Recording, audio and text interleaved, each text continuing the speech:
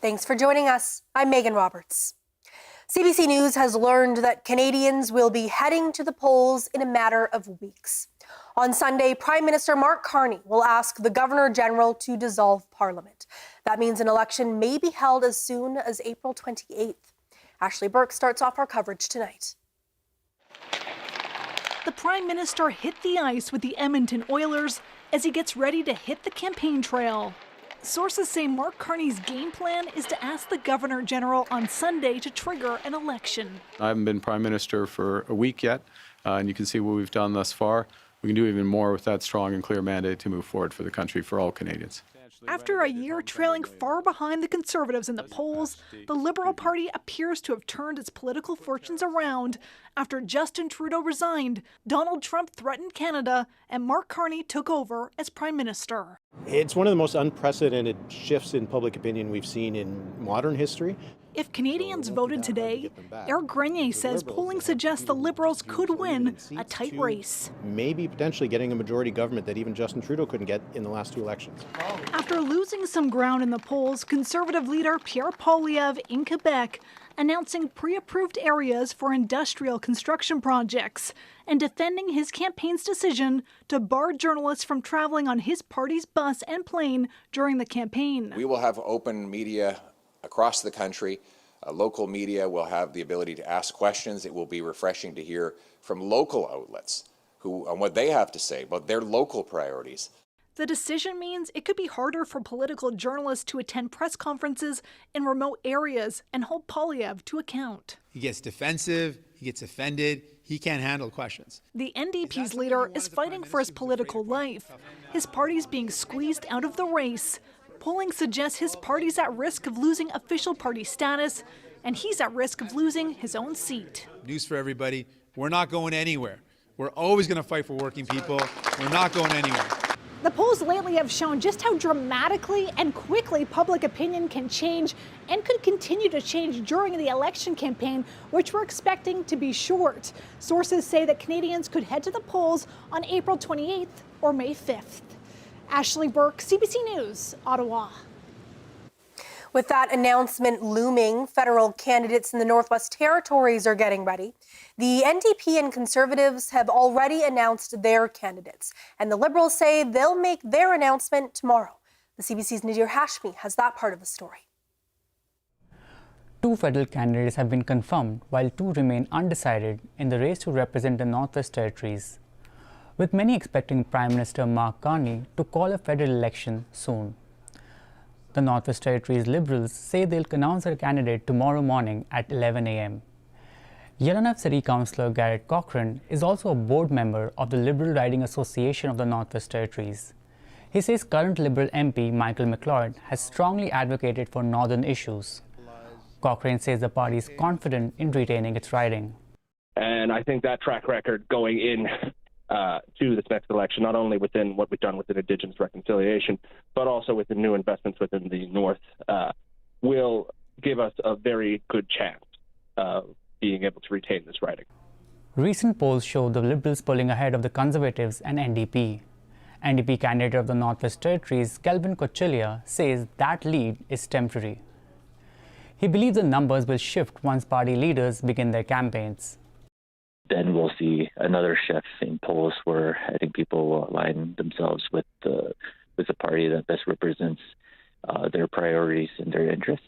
Cochillia says he's optimistic about his chances in this election.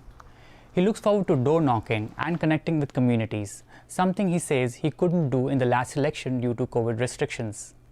In that election, Cochillia had a close loss to then incumbent Liberal candidate Michael McLeod. Now that my name is more familiar with a lot of the Northwest Territories people, and I also gained a lot of support from communities and organizations as well. CBC News attempted to interview Conservative candidate Kimberly Fairman, but her team initially requested the questions in advance, but later declined an interview. They said they are focusing on election preparations. CBC News also reached out to the Green Party to ask if they have confirmed a candidate. A response was not received by the publication deadline.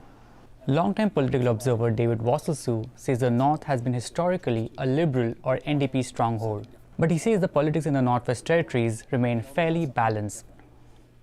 Wassiliou also predicts that voter turnout will be higher in the coming election. Nadir Hashmi, CBC News, Yellowknife. As you heard earlier from Ashley, the Conservatives are not allowing reporters to travel with their leader during the election campaign.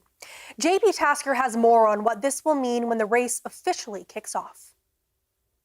In an unprecedented move, the Conservative Party is blocking political reporters from traveling with Pierre Poilievre in the upcoming federal election campaign. This means reporters won't be able to travel on the campaign plane or bus with Pierre Poilievre once that election campaign gets underway. This matters because it won't be as easy to go to Pierre Poilievre's events, especially those that are in more remote locations, more rural, northern places where it's difficult to get to, and it won't be as easy to ask him questions and hold him to account. It's also difficult for political reporters to meet everyday people and voters and tell their stories to a larger audience. The Conservative campaign manager says journalists can still attend the events and they can ask questions remotely. There'll be a conferencing service set up for people to dial in and ask their questions. They don't actually have to be on the ground to interact with Pierre Poilievre. The NDP, the Bloc, and the Liberals have all said reporters can follow them across the country. They're free to come on their campaign planes or buses. The Greens don't have a bus or plane this time. As with all the past election campaigns, reporters will not be getting a free ride. They will have to pay their fare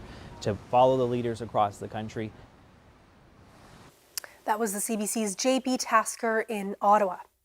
The Yukon is signing a universal pharmacare deal with Ottawa. The federal and territorial governments announced it late this afternoon. The deal includes $9.5 million over 4 years to cover the costs of contraceptives and diabetes medication. Both levels of government say the agreement gives more than 12,000 Yukoners improved access to contraceptives and more than 3,000 residents with diabetes access to essential medication. Coverage will begin no later than next January. And the Yukon government has tabled a new Residential Tenancies Act. It'll replace the former Residential Landlord Tenant Act. The legislation has been under review as part of the 2023 Confidence and Supply Agreement between the Yukon NDP and the Liberal government. Virginie Anne has the details. After months of consultations and review, the Residential Tenancies Act is in front of the Yukon Legislative Assembly. The territorial government says the proposed bill introduces changes to the former legislation, reflecting the current needs of Yukoners. It touches on evictions, rent caps, pet deposits, and clarifying roommate living situations, among other things. Some major changes, however, have already been introduced as regulations in 2023. For example, the rent index to prevent excessive increases. Landlords can also no longer end a tenancy without a specific reason. The proposed legislation goes a step further and introduces more reason to end tenancy. You'll see 2 additional reasons for tenants to end a tenancy. That's if they face a safety or security risk, such as intimate partner violence or violence towards a dependent, and if they need to move into long-term care. So if passed, these changes would become law. But the president of the Yukon Residential Landlords Association says some landlords fear exactly that. Lars Hartling says while the proposed bill clarifies some of the procedures, it is also introduced changes that are somewhat too restrictive. Rent caps are arguably a bit of a, slamming on the brakes for investment into the Yukon. To be honest, we're making our bed at this point. And it's basically existing landlords are going to be here doing our stuff. Do we see new landlords moving into the Yukon housing market? That's a different question. I don't think that helps it. But these are bigger questions to have. Again, great that we have certainty on the rules. CBC sent a few requests to hear from tenants, but there's currently no tenant association in the Yukon. The proposed bill has yet to be voted on. Virginie Anne, CBC News, Whitehorse. Legislators in the Yukon have been talking about the state of family medicine this week, including a part of the profession many patients don't see. Doctors face a growing amount of administrative work that includes paperwork and other behind-the-scenes labor. Earlier this week, the opposition Yukon party said doctors face too much red tape and they're not being paid enough for the hours they're putting in. The governing Liberals say they're already discussing the issue with the Yukon Medical Association. This administrative burden is not limited to the Yukon. The head of the College of Family Physicians of Canada says, generally speaking, the amount of paperwork per patient has escalated. Now, over the years, all of the things that happen around that patient care has really exploded. The work that it takes to care for patients, and also people are living longer with more complex needs and more medications. So the work around that has grown exponentially. So those fees for the service of caring for the patient hasn't kept up. A 2022 survey pegs the cost of administrative work Canada-wide at about $18 million. Yukon's health minister says their work with the Medical Association has led to some improvements, like allowing doctors to be paid automatically for some services. An NWT First Nation is asking for confidentiality during a public review process for the Mackenzie Valley Highway. Pedzaki First Nation says it wants to keep Indigenous knowledge of the area confidential. The CBC's Avery Zingle has more. Pedzaki First Nation Chief Jamie Moses says before the community submits its Indigenous knowledge on the proposed Mackenzie Valley Highway route, it wants confidentiality. Moses says that's because the current route will pass through cultural sites and their hunting areas. He says they want to share information explaining the community's prediction that the proposed route will interfere with their treaty rights. The First Nation wants an alternate route close to the mountains to be considered. Moses said Pedzaki would withdraw its comments if the board ruled against its request. Larry Innes, a partner at OKT Law, said publishing Indigenous knowledge risks enticing outsiders to access harvesting locations and disturb sacred sites. What we've seen over decades is Indigenous people having to come forward in these forums that are not theirs, having to provide information they're told they need to provide in order to be heard, only to have that information misused. And it's a fairly grievous abuse of the process and the trust that Indigenous peoples will place in those decision makers. Innes says confidentiality agreements balance the public nature of board hearings with protections of Indigenous knowledge. What the boards and others have tried to develop are procedures that give this kind of knowledge the protection that allows Indigenous people to bring it forward knowing that they will be heard, but at the same time that they will be able to control how that information is ultimately disclosed. The government says it awaits a ruling on whether that information can be confidentially shared with the board. Avery Zingle, CBC News, Yellowknife. The claims period for 2 classes in the First Nations Child and Family Services and Jordan's Principal Settlement is now open. First Nations children who were removed from their homes on reserve between April 1st, 1991 and March 31st, 2022, and their caregiving parents and caregiving grandparents can now submit a claim for compensation. There are free supports to help you fill out your form. And mental health and wellness supports if you need them. Learn more and submit your claim at fnchildclaims.ca. Having 2 kids in diapers impacts every part of our lives. The Canada Child Benefit allows us to give our boys extracurricular activities. It opens their world. Find out if you qualify at canada.ca/everydollar-counts. Forced and coerced sterilization of Indigenous people is still happening. The Survivors Circle for Reproductive Justice has supports available for Indigenous survivors. Join the National Registry and access up to $70,000 in healing support funds for individuals, families, and communities. The deadline to apply is March 31st. If you or someone you know has experienced forced and coerced sterilization, please call 1-877-386-0750 or visit reproductivejusticesurvivors.ca for more information. When you're able to take the next step and invest in yourself and your future, that brings a ton of security. Definitely something we never thought we'd be able to get if it wasn't for the home buyers plan. Find out if you qualify at canada.ca/everydollar-counts. GST, HST credit, I wasn't expecting a lot back, but when I did check my account randomly and I seen it there, I was like, oh wow, it's a nice little surprise. Just getting that little extra, it means a lot. Find out if you qualify at canada.ca/everydollar-counts.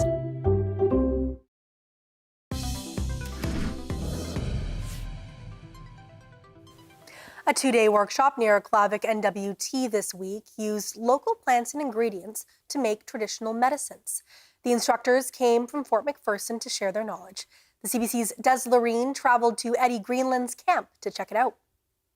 A workshop teaching traditional medicine techniques was held just outside of Klavic.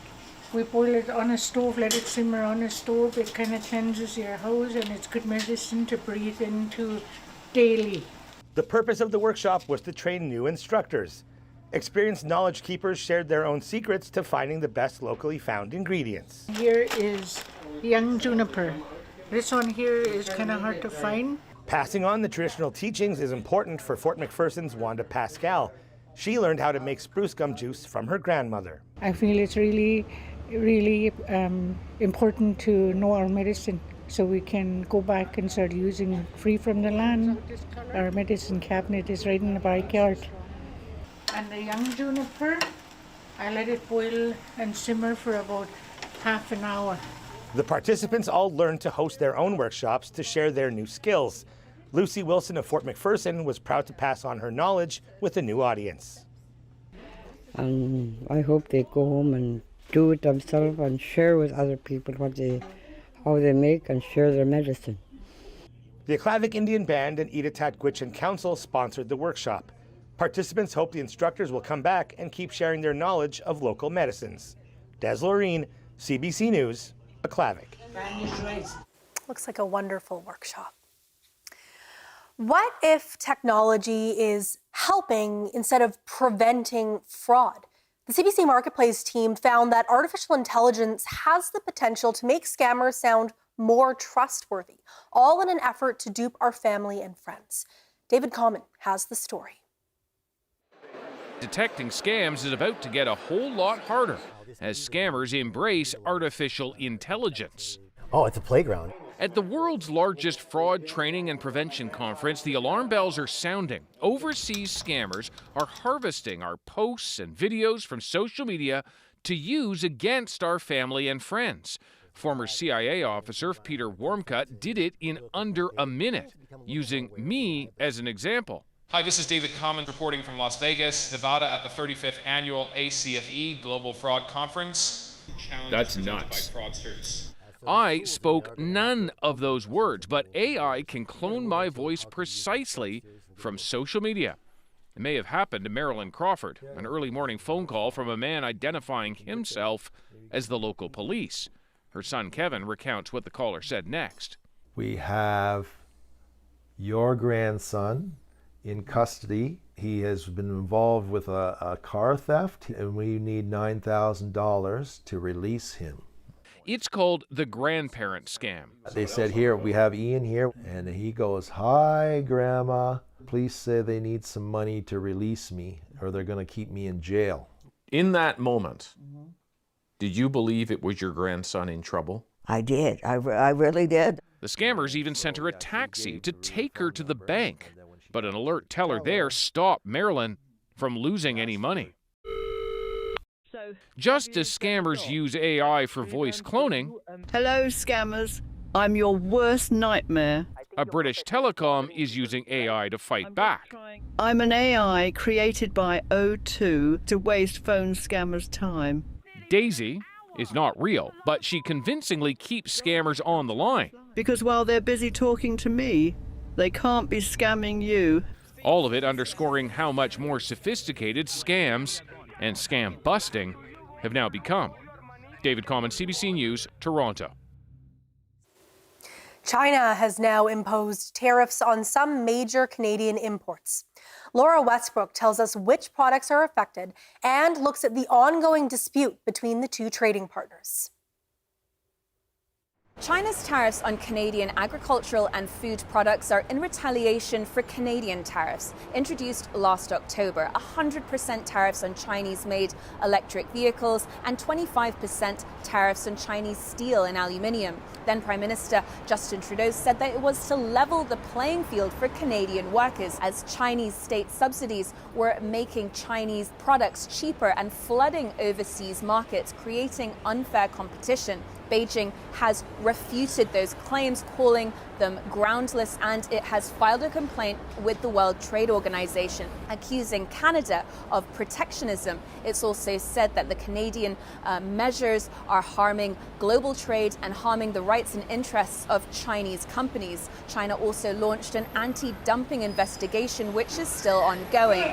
Now, economist Gary Ng told me that this is Beijing sending a signal to Canada to push back on pressure from the United States to put tariffs on Chinese goods. Canada followed in the footsteps of the United States in imposing tariffs on Chinese EVs. And last month, U.S. Treasury Secretary Scott Bessent called on Canada to match fresh U.S. tariffs on Chinese goods. China is Canada's second largest trading partner after the United States, and analysts say that these tariffs are designed to be costly towards Canada and its farmers. For example, lobster, where China is a big market. Last summer, we saw a surprise visit by the Canadian Foreign Minister Melanie Joly to Beijing, which was seen as a sign that they wanted relations to thaw. But with these latest tariffs, that doesn't look like it's going to happen anytime soon.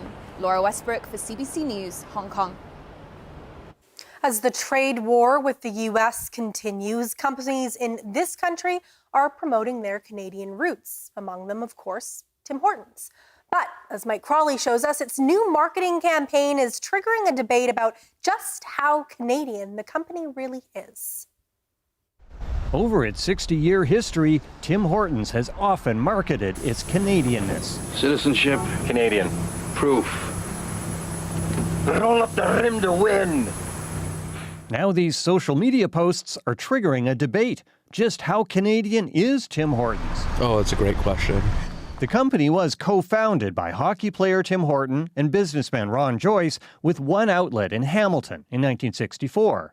U.S. hamburger chain Wendy's bought the company in 1995 and maintained ownership for more than a decade. Then in 2014, Tim's was taken over by Restaurant Brands International. At that time, a Brazilian firm controlled nearly half of the company's shares. Now, the ownership is more spread out, including among U.S. and Canadian investors.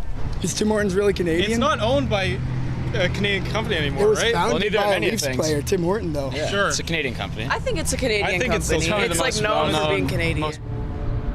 The more than 4,000 Tim Hortons locations across the country are controlled by Canadian franchise owners, like Tanya Doucette. I'm Canadian. My family, we're part of this business. We've been almost 20 years as restaurant owners, my husband and I. Tim Hortons is totally Canadian. I think it's our claim to fame. I don't know, it's very Canadian core to me. They're very strategic in how they're marketing this. Natasha Kaufman runs a public relations agency. They're saying that it's a brand that's loved by Canadians, which is absolutely true.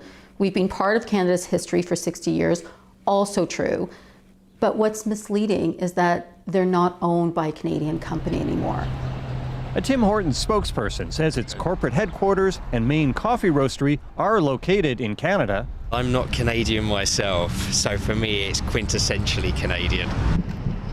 All food for thought in a debate happening across the country, often over coffee. Mike Crawley, CBC News, Toronto.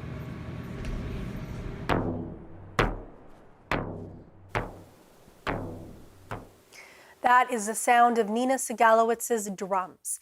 She's leading a workshop next week in Montreal that blends both First Nations and Inuit drumming. It's for those affected by the 60s scoop. Segalowitz is both Nunavut and Dene. She was taken away from her biological parents as an infant. She says she grew up with a case of imposter syndrome. I've had a hard time feeling accepted for who I was, and not knowing who I was.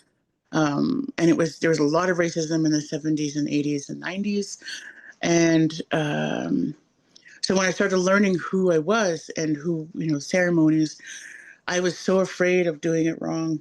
I was so afraid that, and I felt like I didn't have the right to pick up an eagle feather. I felt like I didn't have a right to know my songs because I didn't know my language. Later in life, she says she was fortunate to have people show her how to drum without judgment. And now she wants to do that for the next generation through this workshop. It's being held at Montreal's Indigenous Health Centre of Tiohtià:ke on March 25th.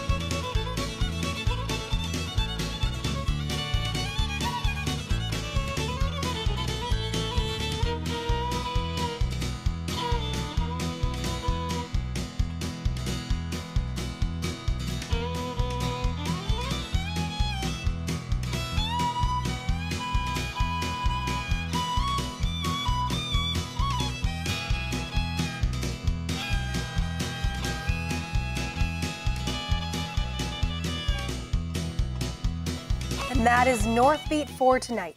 For news anytime, go to cbc.ca/north.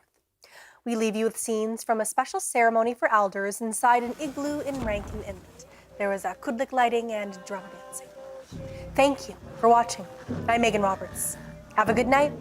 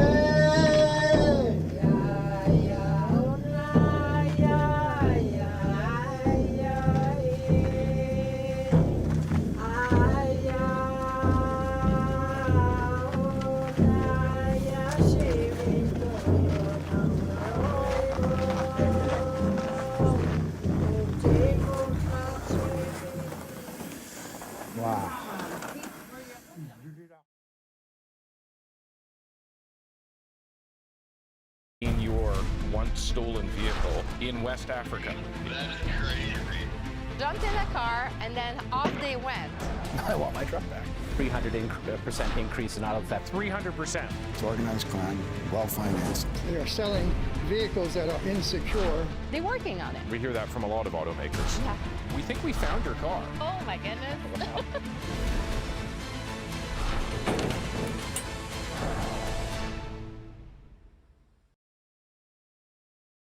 One good scheme deserves another. Stay on him. I feel we may be in for a challenging few days. Cheers. Cheers.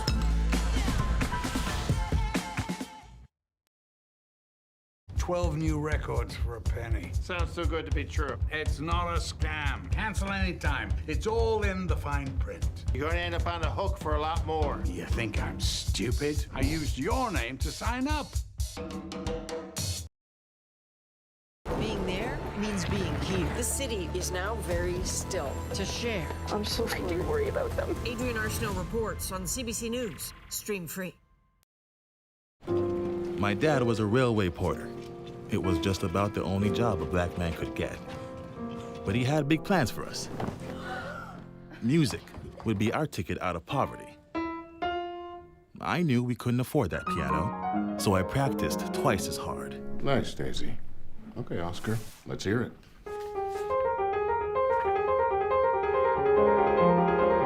Turns out, I wasn't half bad. Then I found jazz, or it found me. It wasn't all easy, though. I faced a lot of hate, but I found my stage. They call me the man with 4 hands. Well, I don't know about that, but let's see how far this ticket takes me. From Montreal to Carnegie Hall and far beyond, Oscar Peterson became one of the most recorded and celebrated jazz musicians of all time.